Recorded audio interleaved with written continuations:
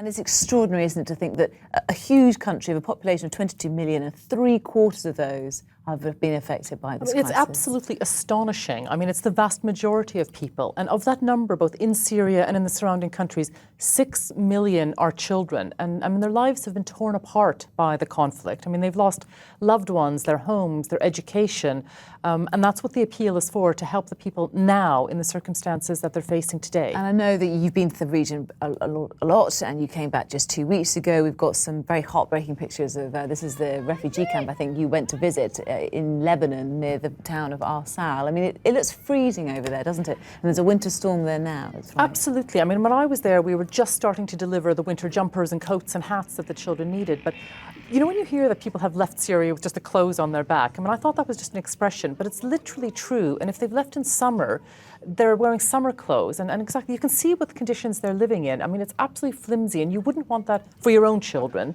So what UNICEF is doing is making sure right now that kids have warm clothes and blankets. But with 6 million children, we need much more money than we've got now in order to reach them all.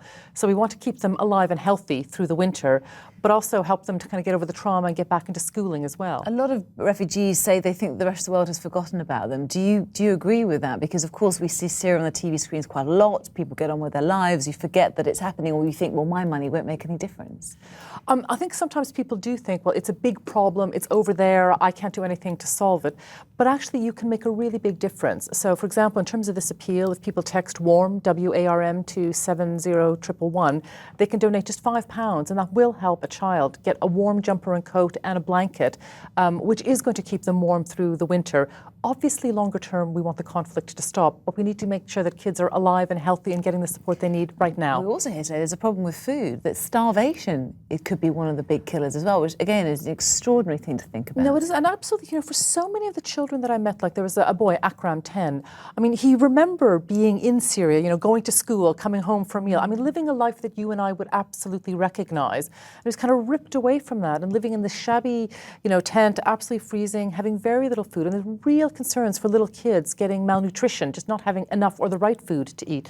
It's shocking, and we absolutely, you know, as UNICEF are on the ground trying to reach all the kids, and people can definitely help. And the prospects for next year, even worse than this year, perhaps?